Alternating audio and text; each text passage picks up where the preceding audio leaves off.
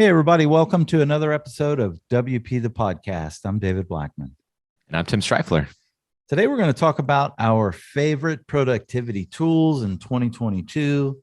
Got a couple of new ones, got a lot of old ones still, because they're just the best. And start the list off is Slack.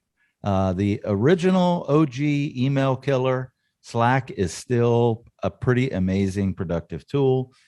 We use it daily. It's how our entire team communicates. I would imagine it's the same for Tim. It's just a very, very useful tool for communication. It has a lot of built-in features that we do not use. I mean, you can upload files, you can do calls, you can do, the video conferencing. There are so many things that Slack can do, but we still do not use it for that way, which, as I'm saying this, man, why am I not investigating using this tool to knock a couple of others off of this dang list we're about to go down? But Slack is just an insanely powerful communication tool, and that's what we use it for. Yeah, I love Slack. One thing I want to say, David mentioned the integrations and stuff. I've kind of only scratched the surface of the integrations. One thing that's helpful, though, because I make software just like David's company, is we have it integrated with GitHub. And so we do when my developers will push new releases and stuff like that, we have a channel in Slack so we can see everything that's been done. So it keeps a nice, really easy log, where the alternative to that is it sends you an email every time, and then you have to go and search through email to find a log. That's stupid. Rather than having a Slack channel that you can just easily scroll and be like, oh yeah, we released this update then, blah, blah, blah. Yeah. And so you can do that with a lot of other third-party tools and apps as well. Yeah, you just reminded me. I have a lot of channels silenced in Slack because I'm not the developer person in the company, but he's 100% correct. I mean, we do a ton of testing and all of those integrations besides video conferencing. We do that. We tie it in with our products with updates, when an update's happening, change logs. We have an entire change log channel to where it notifies and lets you know all of the change logs and stuff, which is pretty cool. So, yeah. Yeah, that's awesome. So the next one on our list is Asana. And my team, we use it internally. I know David's team uses it internally too. Asana is just a really clean, simple project management tool. And so you could add your projects, add in your team members, your collaborators. You can set tasks, you can set due dates and who it's assigned to. And it's meant to be a very transparent project management tool where everyone on the team can see what everyone else is working on, so that everyone is on the same page. And so that's kind of the design behind it. And you can, they added a feature a few years back for the visual card format, and you can toggle between a list format and then the card format, similar to oh my gosh, I'm totally blanking. Trello. Yeah. Mm-hmm. So Asana is great. Highly recommend it. One that's not on our list, by the way, Trello. Next on our list is Evernote. And I'm not really sure how to actually, Tim, I want you to take this one because you use it more than we do. We still use it. We still have our professional Evernote account, and we do some things, but I think you probably take it a step beyond what we use it for. Yeah. So I love Evernote. I use it every day. I don't really use it collaboratively with my team. It's more of a personal note taking. Like, my brain is in Evernote. So when I'm doing project planning to assign to team members, before I transfer that into Asana, I'll kind of just brainstorm and use Evernote to jot stuff down and do outlines and stuff like that. And then if I'm using just like wanted to take notes from a webinar that I'm sitting on or something like that, I'll use it.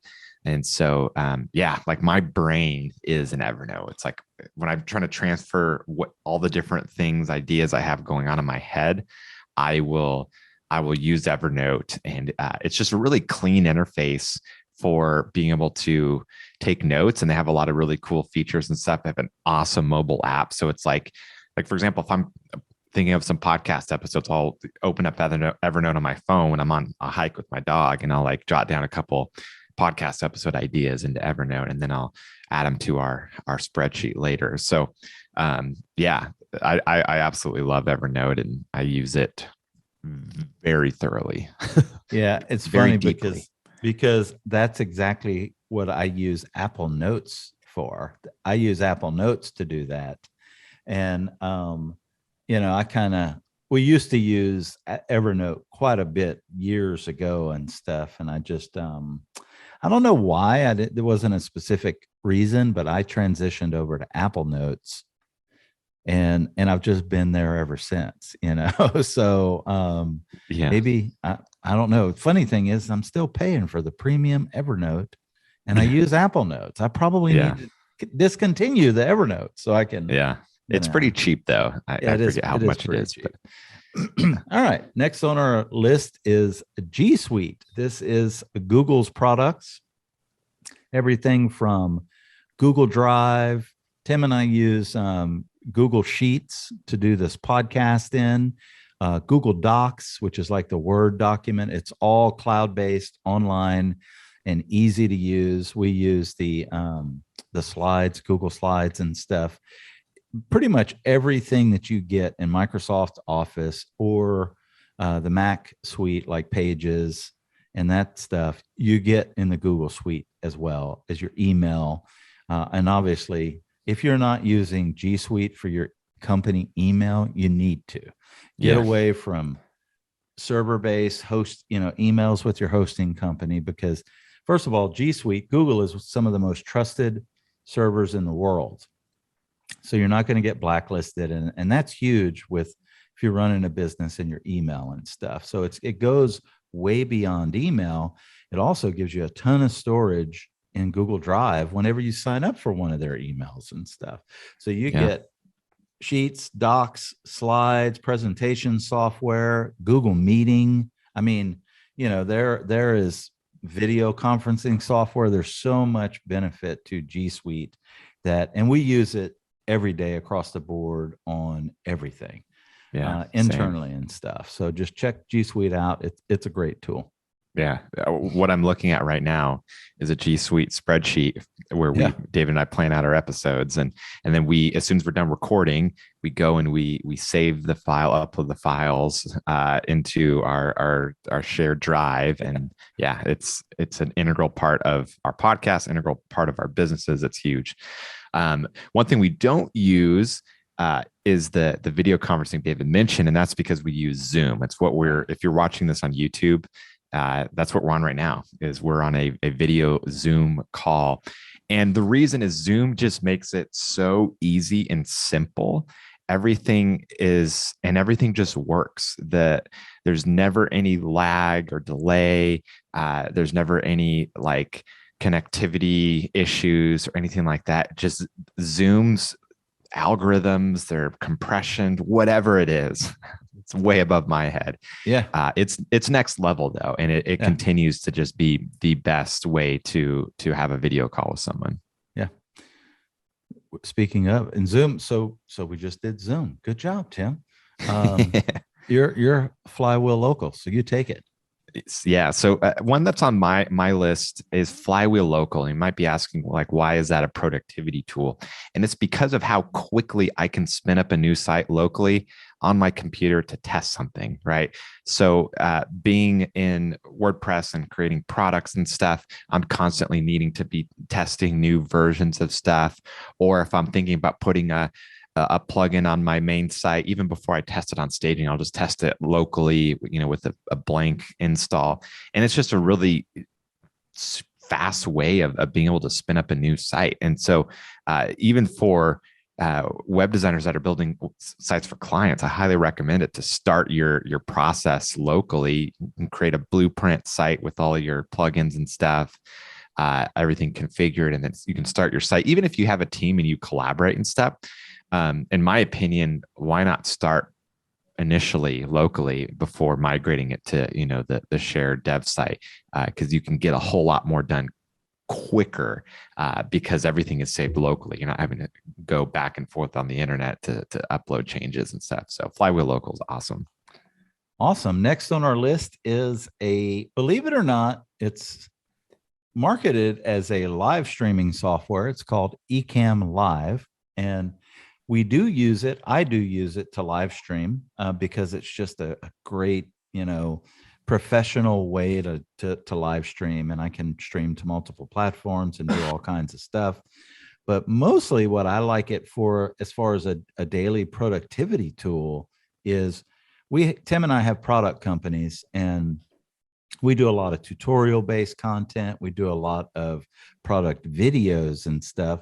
And what I like is you don't even have to use the live streaming aspect of it. You can record all in Ecamm, but it gives you the power of this professional platform to use overlays, to screen share, to do all kinds of incredible stuff right there in the Ecamm Live software. What I like about it is it will break out all the files into individual audio files. If you've got multiple people and you're talking, break out the video file, and you can really, it's just a really, really powerful tool. And we use it just for creating content, marketing videos and stuff like that, along with live streaming. In this day and age, if you're not live streaming as a business, you need to be looking into it, because live streaming is a pretty big, important thing. So yeah. Yeah, I use Ecamm for the same thing, just creating videos and stuff. And I used to use ScreenFlow, which I still use occasionally, but for creating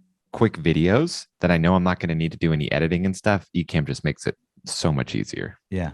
And last on our list is, but not least, is Discord. And you may or may not be familiar with Discord, but if you've heard of Discord, it may have been in the gaming world, which, let's freaking face it, gaming on the internet has changed the way that people do businesses. I remember in the 90s, I was like, talking about how you could do things business wise, because gamers were already doing it, and business people would like laugh and scoff. And there's just so much, that gamers are just like so far ahead of the curve, and operating in the online space. And Discord started as a communication tool for gamers to talk to each other while they were in games. And now they're using it to create and build communities that they control and stuff, as opposed to starting a Facebook group. And you get to talk to your community as opposed to typing to them and stuff, or setting up a webinar on a Zoom call. You have interactions with talk. You can do videos. There's file sharing. There is so much power in the Discord servers that is amazing. And you can set up your own servers. You can set up private servers. You can set the channels to where, you may have a community that comes in, that everybody who wants to be a part of your community can come in, but you may also have a membership, and you can have people who are in your membership but are also in your community, and community members that are not in your membership, all tied into the same Discord. And you can set up different servers to where members content is going to be, they'll be able to view all of the content, and non-members won't be able to. It's an insanely powerful program. So check out Discord. If you're not, it's just a new community-based program that businesses are using to build their community and communicate with their audience and stuff. And I love it. I think it's huge. So check it out, Discord. Yeah. And also, we have an episode tomorrow coming up about Discord. So we will talk about it further. Yeah. Oops. I just may have dropped a few beans there, Tim. I didn't see the episode for tomorrow until just now. So, all right. No worries. Tomorrow we're going to talk about, guess what? Discord. So until tomorrow, we'll see you then. Take care. Bye-bye.